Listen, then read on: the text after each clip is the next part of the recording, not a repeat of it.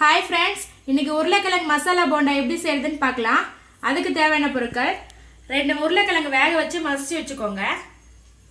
சக்தி பஜ்ஜி போண்டா மாவு ரெடிமேடா கிடைக்கும். அது வந்து 1 கப் எடுத்து வெச்சுக்கோங்க. ஒரு சும்மா 1/4 டீஸ்பூன் உப்பு, 1/4 டீஸ்பூன் மிளகாய் தூள், 1/4 டீஸ்பூன் கரம் மசாலா எடுத்துக்கோங்க. கருவேப்பிலை, மல்லி, 1 டீஸ்பூன் அளவு வந்து கொடமிளகாய் கட் பண்ணி வெச்சுக்கோங்க. ஃபர்ஸ்ட் இப்போ வந்து உருளைக்கிழங்கு மசாலா ரெடி பண்ணிக்கலாம்.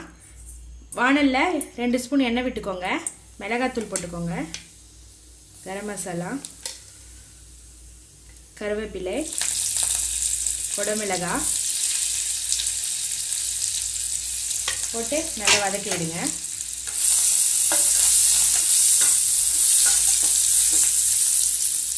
இப்போ உருளைக்கிழங்கு போட்டுக்கலாம்.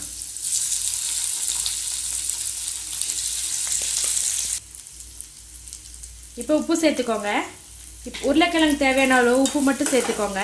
ஏன்னா வந்து நம்ம மாவுல வந்து உப்பு காரம் எல்லாமே இருக்கும். அதனால தான் உருளைக்கிழங்கு மசாலாக்கு வந்து காரம் வந்து கம்மியாக போட்டிருக்கோம்.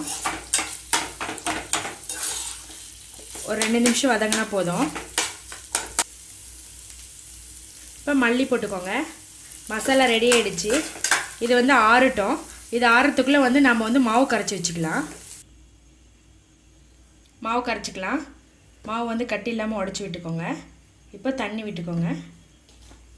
கொஞ்சம் கொஞ்சமாக தண்ணி விட்டு கரைச்சிக்கோங்க. மாவு நல்லா இந்த பதத்துக்கு கரைச்சி வச்சுக்கோங்க. மாவு கரைச்சிட்டு நம்ம ஆற வச்சுருக்க மசாலா இருக்கு இல்லையா, அது வந்து இந்த மாதிரி வந்து உருண்டை பிடிச்சி வச்சுக்கோங்க. இப்போ நம்ம உருண்டை பிடிச்சி வச்சுருக்க உருளைக்கிழங்கு எடுத்து மாவில் போட்டு அரைச்சிக்கோங்க. வாணல்ல எண்ணெய் காய வச்சுக்கோங்க. இதை அப்படியே மெதுவாக எடுத்து எண்ணெயில் போட்டுருங்க. அதே போல் எல்லா உருண்டையும் எடுத்து நனைச்சு போட்டுருங்க.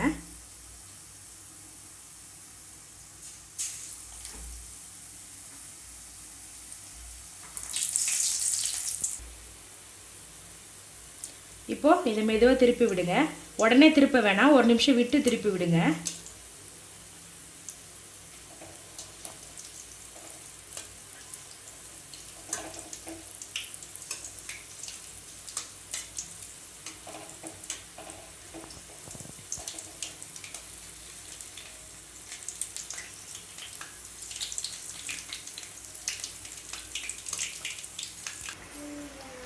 போண்டா நல்லா செவந்துருச்சு. இப்போ இதை எடுத்துடலாம். நல்லா ஆயில் ஃபில்டர் பண்ணிக்கோங்க. எடுத்து பிளேட்டில் வச்சுக்கோங்க. ரொம்ப டேஸ்டான உருளைக்கிழங்கு போண்டா ரெடி ஆகிடுச்சு. ரொம்ப ஈஸியாக செஞ்சிடலாம். நீங்களும் இதே போல் வீட்டில் செஞ்சு பாருங்கள். பிடிச்சிருந்தா எங்கள் சேனலை சப்ஸ்கிரைப் பண்ணுங்கள். ரேவதி தமிழ் கிச்சன் பார்க்குற எல்லாருக்கும் ரொம்ப நன்றி.